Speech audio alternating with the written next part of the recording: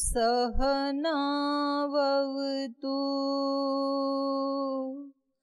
सहनौ भुनक्तु सह वीर्यं करवावहै तेजस्विनावधीतमस्तु मा विद्विषावहै। ॐ शान्ति शान्ति शान्तिः।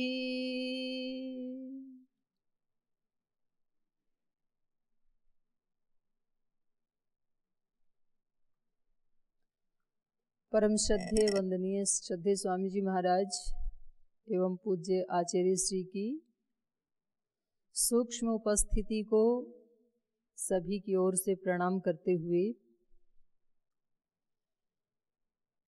हमारे बीच में नेपाल के केंद्रीय प्रभारी आदरणीय भाई लवदेव जी और अपने नेपाल के सेवा आश्रम की अधिष्ठात्री देवी पूज्या साध्वी देवकृपा जी और भाई लवदेव जी का सहयोग करने वाले केंद्रीय स्तर पर आदरणीय भाई लोकनाथ जी और यहाँ पतंजलि योगपीठ में आपके इस सारे कार्यक्रम का अरेंजमेंट करने वाली हमारी पूज्या साध्वी देव विजया जी और नेपाल से अलग अलग कोने से आए हुए हमारे सभी युवा बंधुगण और युवती बहनें, आप सभी को मेरा हृदय से प्रणाम है। अभी तक आपको टीवी के माध्यम से आपके दर्शन किए थे, आज लाइव आपको देखने का मुझे सौभाग्य मिला, तो ये मेरे लिए बहुत एक अच्छा अवसर है, मेरे लिए सौभाग्य की बात है। मुझे जैसा निर्देश मिला कि आज आपके साथ बृहदारण्यक उपनिषद के बारे में चर्चा करें। बृहदारण्यक जैसे कि इसके नाम से स्पष्ट है, बृहत कहते हैं बड़ा संस्कृत में और आरण्य कहते हैं जंगल को। तो बृहदारण्यक मतलब एक ज्ञान का बहुत बड़ा जंगल है और वो आपको क्रॉस करना है, उसमें से निकलना है। ये संसार ही अपने आप में बृहदारण्यक है। इसमें अनेक प्रकार की अपनी जिम्मेदारियों को निभाते हुए और उससे बाहर भी निकलना है और जिम्मेदारी भी निभानी है, क्योंकि उससे हम भाग नहीं सकते। हमने देखा भाग के घर से, मैंने 90 में घर छोड़ा था, अभी 29 वर्ष हो गए, 29 इयर्स हो गए। घर से भागे थे, ये संसार में झंझट में नहीं पड़ना है और कोई जिम्मेदारी मतलब डर लगता था घर गृहस्थी से। लेकिन यहाँ के भी अलग प्रकार की जिम्मेदारी मिल गई, यहाँ करके पढ़ाने की जिम्मेदारी मिल गई, संगठन में सेवा करने की जिम्मेदारी मिल गई, यहाँ के और दूसरी तीसरी सेवाएं कर। तो जिम्मेदारी से व्यक्ति भाग नहीं सकता है, सबके अलग अलग कर्तव्य हैं। ब्रह्मचारी हैं तो अलग उसकी जिम्मेदारी, अलग कर्तव्य हैं, गृहस्थियों के अलग हैं, वानप्रस्थी के अलग हैं, सन्यासी के अलग हैं, महिलाओं के अलग कर्तव्य हैं, पुरुषों के अलग हैं, राजनेताओं के अलग हैं, अध्यापकों के अलग हैं, वकील के अलग हैं, सबके अपने अपने दायित्व हैं, उससे हम भाग नहीं सकते। और हम उनसे भाग लें तब भी हम कर्म के बिना नहीं रह सकते हैं, ये गीता में बता दिया। योगेश्वर कृष्ण ने बताया, न जातु कश्चित तिष्ठति अकर्मकृत। बिना कर्म किए कोई भी व्यक्ति एक पल भी नहीं रह सकता है। एक दिन तो बहुत बड़ा है, एक क्षण भी बिना कर्म के नहीं रहता है व्यक्ति। अगर आप शरीर से नहीं करेंगे, आप बोलेंगे जी हम तो ऐसे बैठ जाएंगे, कुछ भी नहीं करेंगे, तो बैठने का कर्म तो कर रहे हो ना। बैठना भी एक क्रिया है, संस्कृत में और इंग्लिश में भी और हिंदी में भी। तो बिना कर्म के हम रह नहीं सकते। कोई ना कोई हमारा फर्ज, हमारा दायित्व भी होता है और वो हमें निभाना पड़ता है और हमें निभाना चाहिए।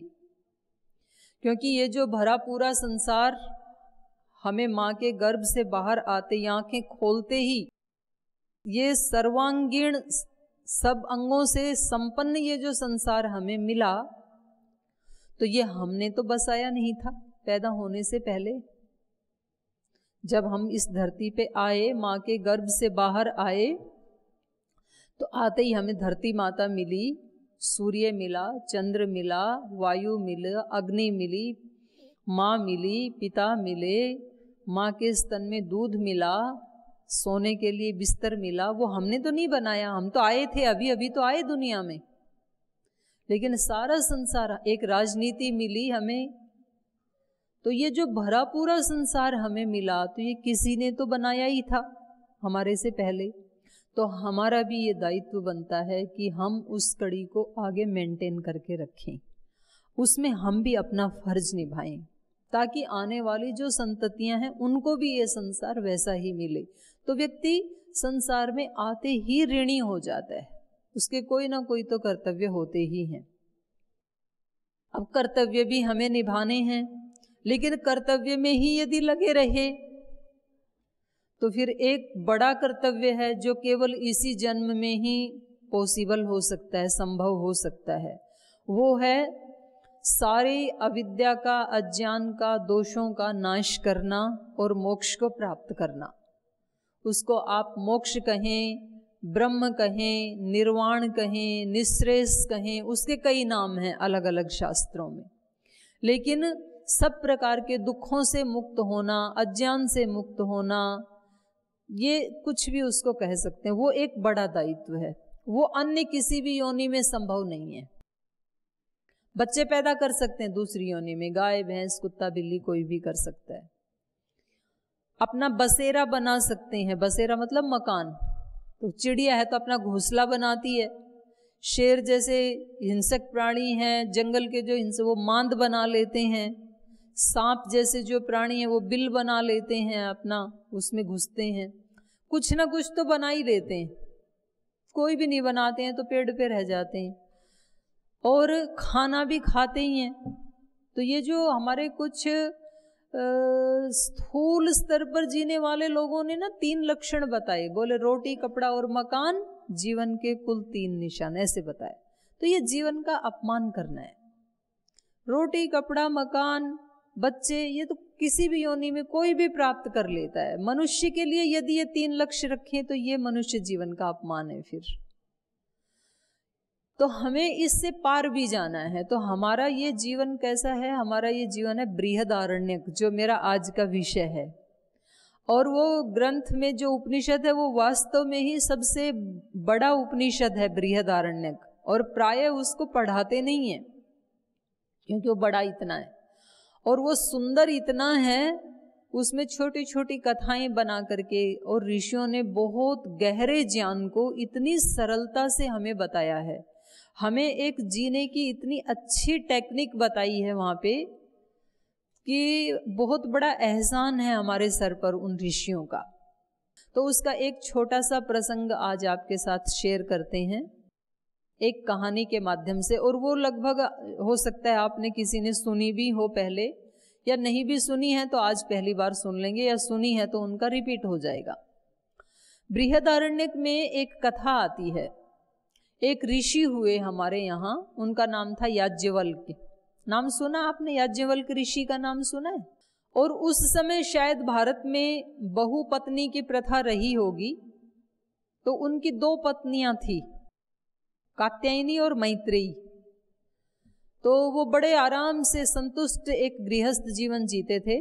तो उनमें जो मैत्रेयी थी वो थोड़ी सी आध्यात्मिक मार्ग पे चलने वाली थी, उसकी रुचि आध्यात्मिक ज्यादा थी। वो सांसारिक चीजें उसको अच्छी नहीं लगती थी, बहुत विदुषी थी, योगिनी थी। और जो छोटी वाली थी कात्यायनी, वो एक सामान्य महिला थी। तो ऐसे रहते रहते बड़े प्रेम पूर्वक रहते थे वो। तो उनको लगा, ऋषि को लगा कि अब सारा जीवन तो गृहस्थ आश्रम में नहीं बिता सकते हैं, तो अब गृहस्थ से अगला आश्रम है वानप्रस्थ, फिर सन्यास। तो उन्होंने कहा कि मैं सीधा ही सन्यास लेना चाहता हूँ अब, क्योंकि गृहस्थ में धन का, पत्नी का और दूसरे संबंधों का क्या सुख होता है उसका मुझे अनुभव हो गया है, वो मैंने जान लिया है, उसमें जितना है। अब उससे अगला क्या सुख हो सकता है उसको मुझे प्राप्त करना है। तो उन्होंने अपनी दोनों पत्नियों को बुलाया, मैत्रेयी को और कात्यायनी को, और उनसे कहा कि मैं जो भी मेरे पास संपत्ति है उसके मैं 2 हिस्से कर देता हूँ, ताकि ऐसा ना हो कि मेरे जाने के बाद तुम दोनों संपत्ति को लेकर के झगड़ने लगो और दूसरे लोग उंगली उठाएं कि खुद तो चले गए सन्यासी बनने और पत्नियों को झगड़ने के लिए छोड़ के चले गए। तो उन्होंने कहा कि मैं अपने रहते रहते ही आपको आधा आधा दे देता हूँ संपत्ति का भाग, उसके बाद मैं प्रयाण करूँगा, मैं सन्यासी बनूंगा, मुझे और ऊपर की साधना करनी है, ऊंची साधना करनी है।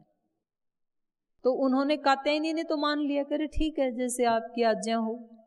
और मैत्रेयी थोड़ी सी होशियार थी, तो उन्होंने पूछा कि आप ये बताइए कि जो संपत्ति आप हमें दे करके जा रहे हैं, इस संपत्ति से, इस धन से मुझे अमृतत्व की प्राप्ति हो जाएगी क्या? तो ऋषि ने कहा कि अमृतत्व की प्राप्ति तो नहीं होगी धन से।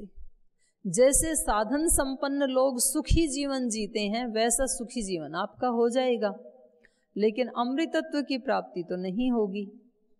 तो उसने कहा कि यदि इसमें बहुत सुख होता इस धन संपत्ति में, तो आप छोड़ के क्यों जाते? आप छोड़ के जा रहे हैं, इसका मतलब कुछ ना कुछ तो इससे भी ज्यादा बड़ा सुख होता है, इसलिए तो आप जा रहे हैं। और यदि इस धन संपत्ति से मैं अमृतत्व को प्राप्त नहीं कर सकती हूँ, अंतिम सुख को प्राप्त नहीं कर सकती हूँ, मोक्ष को प्राप्त नहीं कर सकती हूँ, तो इस धन का मैं क्या करूँगी? मेरे लिए बेकार है। यदि आपके लिए बेकार है तो मेरे लिए भी बेकार है। ये ना हम नामृता श्याम तेना हम किम कुर्याम। तो उसने कहा नहीं, ये मुझे भी नहीं चाहिए, ये पूरी की पूरी संपत्ति आप कात्यायनी को ही दे दीजिए और मुझे तो उस ज्ञान का उपदेश दीजिए जिस ज्ञान को प्राप्त करने के लिए आप प्रयाण कर रहे हैं, आप जा रहे हैं, उसके बारे में मुझे उपदेश दीजिए, उसके बारे में बताइए। तो ऋषि ने कहा कि आप जिंदगी भर भी बहुत प्रीति से मेरी सेवा करती रही हैं, मेरी बहुत प्रिय रही हैं, और अब अंतिम समय भी आपने बहुत एक विदुषी, एक योगिनी पत्नी की जैसी बात कही है, तो तुम बैठो, मैं तुम्हें इसका उपदेश देता हूँ, अध्यात्म का उपदेश देता हूँ। तो वहाँ फिर वो उपदेश शुरू होता है। तो उन्होंने अपने उपदेश की शुरुआत यहाँ से की कि मैत्रेयी, संसार में पति की कामना के लिए पति प्रिय नहीं होता है, अपनी कामना के लिए पति प्रिय होता है। पत्नी की प्रियता के लिए, पत्नी की कामना के लिए पत्नी प्रिय नहीं होती, अपनी कामना के लिए पत्नी प्रिय होती है। पुत्र की प्रियता के लिए पुत्र प्रिय नहीं होते, अपनी कामना के लिए पुत्र प्रिय होते हैं। धन के लिए धन प्रिय नहीं होता, अपने लिए धन प्रिय होता है। देवों के लिए देव प्रिय नहीं होते हैं, अपने लिए देव प्रिय होते हैं। तो ऐसे एक लंबा सा प्रसंग है वहां पर, और ये सारे संसार की वस्तुओं का उन्होंने नाम लिया कि ये सारे संसार की वस्तुएं सारे संसार की वस्तुओं के लिए प्रिय नहीं होती हैं, अपने लिए प्रिय होती हैं। जैसे हम सब सेवा करते हैं, तो ये सेवा आप किसके लिए करते हैं? कई बार व्यक्ति को लगता है जी हम तो स्वामी जी की खुशी के लिए सेवा करते हैं, जी हम तो आचार्य जी की खुशी के लिए सेवा करते हैं, जी हम तो इन बच्चों की खुशी के लिए सेवा करते हैं, क्योंकि इनको कौन संभाले, नहीं तो हम ना संभालें तो। और हम ऐसा एहसान भी करते हैं कभी कभी अपने बड़ों के ऊपर, जी मैं इतनी सेवा करती हूँ, आपने मेरा नाम भी नहीं लिया।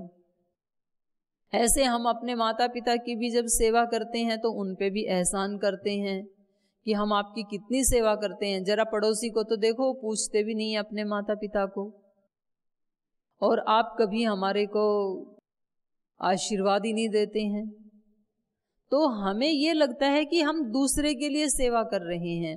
हमें लगता है हम संगठन में योग शिविर लगाते हैं तो हम उन लोगों के ऊपर कृपा कर रहे हैं जो रोगी हैं। यदि हम उनको योग ना सिखाएं तो वो और ज़्यादा रोगी हो जाएंगे। तो हम उनकी कामना के लिए, उनकी खुशी के लिए हम ये सेवा कर रहे हैं, ये गलत है। उनकी खुशी के लिए नहीं कर रहे, उनको खुश देख करके हमें खुशी मिलती है, इसलिए हम सेवा कर रहे हैं, अपनी ही खुशी के लिए कर रहे हैं। तो यहाँ संगठन में, जैसे भारत में करोड़ों भाई बहन संगठन में सेवा दे रहे हैं अपनी अपनी, तो वो कभी कभी ऐसे कह देते हैं, जी हम तो स्वामी जी महाराज का एक आदेश था और स्वामी जी की खुशी के लिए हम ऐसा कर रहे हैं, हम सुन लेते हैं, नहीं तो हम नहीं सुनते ऐसे। तो मैं उनको बताती हूँ कि आप स्वामी जी की खुशी के लिए नहीं, बल्कि स्वामी जी को खुश देख करके आपको खुशी मिलती है, इसलिए आप करते हैं। एक माँ अपने बच्चे की सेवा इसलिए नहीं करती है, अपने बच्चे का लालन पालन इसलिए नहीं करती है कि इससे बच्चे को खुशी मिलेगी। माँ इसलिए उसका पालन पोषण करती है कि बच्चे को खुश देख करके माँ को खुशी मिलती है। अगर बच्चा दुखी हो तो माँ दुखी हो जाएगी। तो अपनी खुशी के लिए धन इसलिए नहीं कमाते हैं कि इससे धन को खुशी मिलेगी, धन इसलिए लाते हैं कि उस धन के घर में आने से हमें खुशी मिलती है कि मेरे पास कितना धन आ गया। हम अपने बच्चों के लिए अच्छा मकान बनाते हैं, अच्छे कपड़े ला करके देते हैं, अपनी पत्नी को आभूषण ला के देते हैं, वस्त्र ला करके देते हैं, तो इसलिए नहीं देते हैं कि पत्नी खुश हो जाएगी, बच्चे खुश हो जाएंगे, उनकी खुशी के लिए।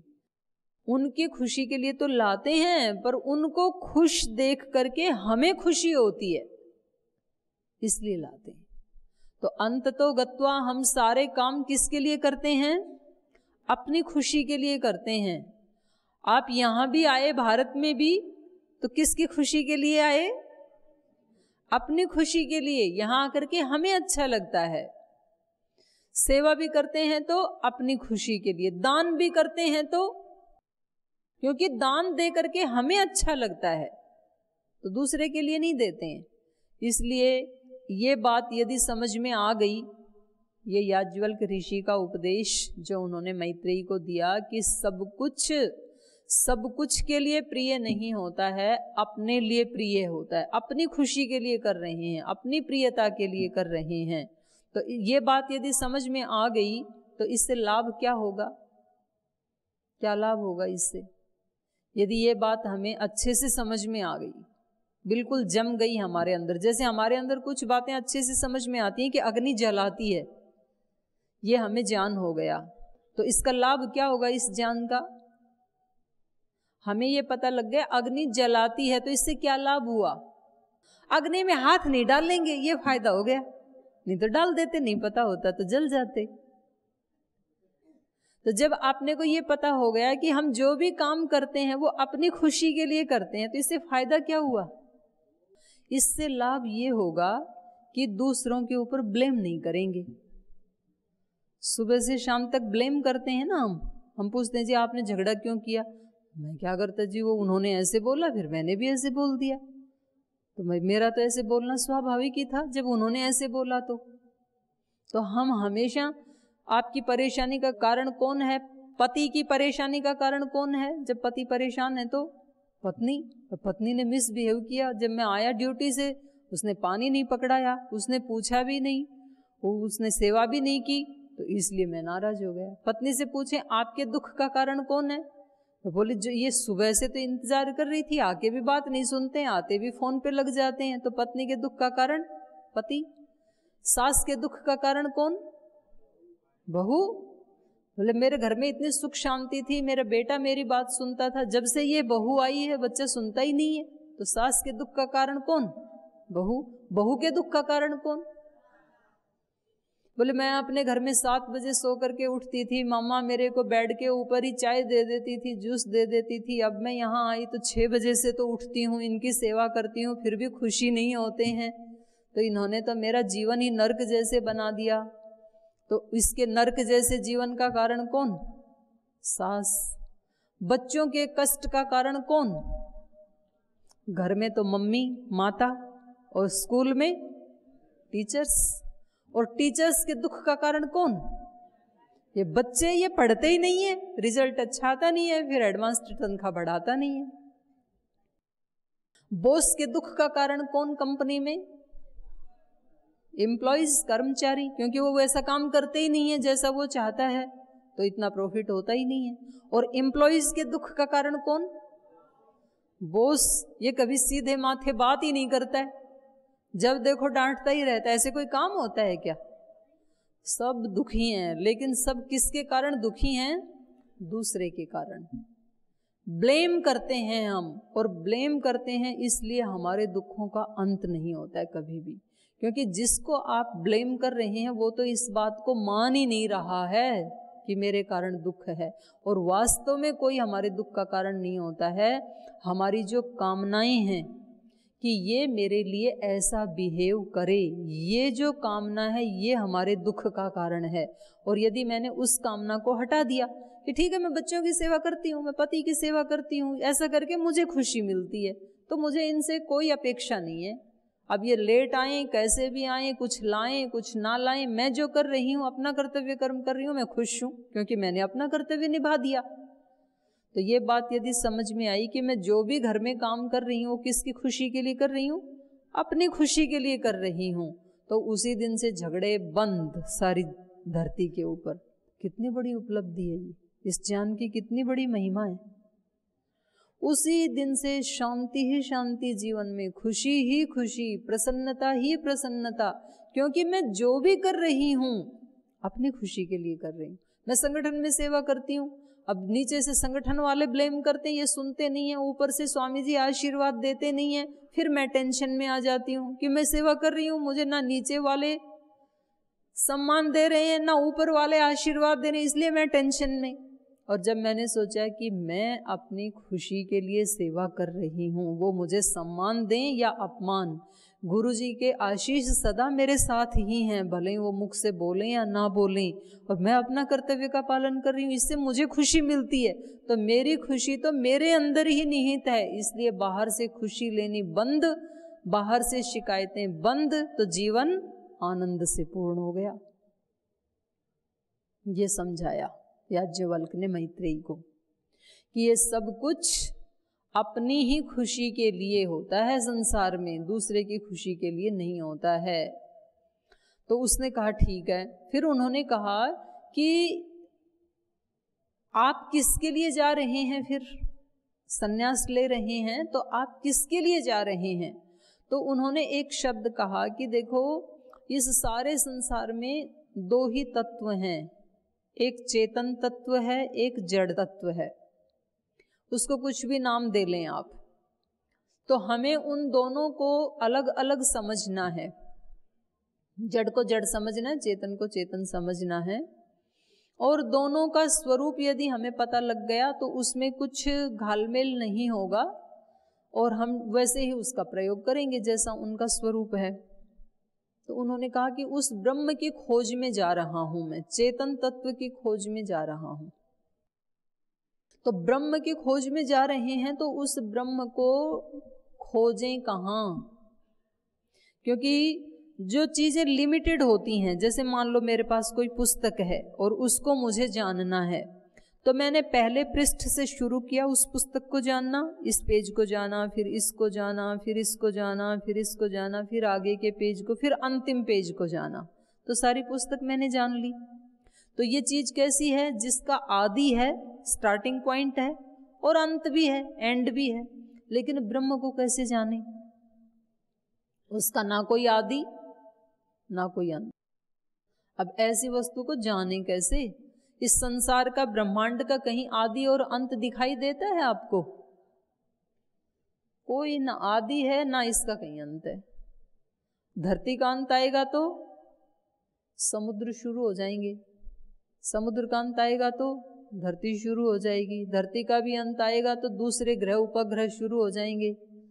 कितना विशाल आकाश, कितने उसमें पृथ्वियां, कितने सूर्य, आज तक तो किसी को पता लगा नहीं इस ब्रह्मांड का आदि कहाँ है, स्टार्टिंग पॉइंट कहाँ है और इसका एंड कहाँ है, आज तक नहीं पता लगा। सबने अनंत कहा उसको। तो अनंत है तो उसको जाने कहाँ, कहाँ से शुरू करें? तो फिर ये ऋषियों ने इसकी खोज की कि उसको कहाँ से जाने, कहीं से तो जानना ही पड़ेगा। जिसका कोई आदि और अंत नहीं होता है, प्राय वो सर्कल होता है, शून्य, इसलिए महात्मा बुद्ध ने उसको शून्य कहा। और जो परमाणु है, मतलब जो जो चीज न जानने योग्य है वो सब गोल हैं। सूर्य गोल है, चंद्रमा गोल है, पृथ्वी गोल है, परमाणु भी गोल है, क्योंकि सर्कल जो होता है ना उसका कोई एक स्टार्टिंग पॉइंट नहीं होता। आप यहाँ इस बिंदु को भी स्टार्टिंग पॉइंट मान सकते हैं, तो लौट के यहीं आएंगे। इससे आगे से आपने शुरू किया, ये भी हो सकता है स्टार्टिंग पॉइंट, फिर भी लौट के वहीं आएंगे। तो जितना बड़ा सर्कल है और उसमें जितने बिंदु बन सकते हैं वो सब स्टार्टिंग पॉइंट हो सकते हैं, या एक भी नहीं है फिर। तो ऐसा ही ये ब्रह्मांड भी है, इसमें जहां से हम शुरू करें वो ही हमारे लिए स्टार्टिंग पॉइंट हो जाएगा, और जहां हम उस सत्य को प्राप्त कर लेंगे वो ही हमारे लिए अंतिम हो जाएगा। ये अब मैंने सब जान लिया। तो उसको शुरू करने के लिए जहां से हम शुरू करें, तो जहां से शुरू करें तो कहां से शुरू करें? आप सबको भी जानना है ब्रह्म को, आप सबको भी जानना है, मुझे भी जानना है, तो शुरू कहां से करें? जानना है नहीं जानना है? जानना है, इसीलिए तो ये सारे अनुष्ठान कर रहे हैं। आपको भी जानना है, तो ये बताओ कि शुरू कहां से करें? जहां खड़े हैं वहीं से करें। मुझे यात्रा करनी है, आगे बढ़ना है, तो मैं कहां से शुरू करूं? जहां मैं बैठी हूं, जहां मैं खड़ी हूं। तो अपने आप से शुरू करें। तो ये अगला उपदेश है याज्ञवल्क्य का। उन्होंने कहा कि मैत्रेयी, जो मनुष्य ब्रह्म को ढूंढने के लिए अपने आप को छोड़कर और कहीं बाहर देवी देवताओं में ढूंढता है, कहीं बाहर गुफा में ढूंढता है, कहीं समुद्र में ढूंढता है, बाहर के देवों में ढूंढता है, वो उस ईश्वर को मिस कर देता है, उसको वो ब्रह्म नहीं मिलता है। तो यदि उस ब्रह्म को जानना है तो पहले अपने आप से शुरू करें। तो उन्होंने वहां एक उदाहरण दिया, बहुत सुंदर उदाहरण दिया उन्होंने उदाहरण दिया कि देखो, जैसे कोई नगाड़ा बजाता है और हमें उस नगाड़े के बजाने से जो शब्द उत्पन्न हुए उस शब्द को हमें पकड़ना है, कंट्रोल करना है। तो हम शब्द को कंट्रोल कर सकते हैं। कोई नगाड़ा बजा रहा है और उससे जो शब्द उत्पन्न हो रहा है उस शब्द को हम रोकना चाहते हैं, कंट्रोल करना चाहते हैं, तो क्या शब्दों को ऐसे पकड़ सकते हैं? क्या पकड़ सकते हैं? नहीं पकड़ सकते। शब्द को यदि पकड़ना है तो नगाड़े को पकड़ लो। जब आपने उसको पकड़ लिया तो शब्द अपने आप ही बंद हो जाएगा। या फिर नगाड़ा बजाने वाले को पकड़ लो, जो बजा रहा है उसके हाथ को पकड़ लो, तो शब्द बंद हो जाएंगे, शब्द अपने आप काबू में आएगा, कंट्रोल में आ जाएगा। ऐसे ही दूसरा उदाहरण दिया उन्होंने कि जैसे कोई शंख बजा रहा है और उससे जो शब्द पैदा हो रहा है, ध्वनि पैदा हो रही है, उस शब्द को हमें पकड़ना है, उसको ग्रहण करना है। और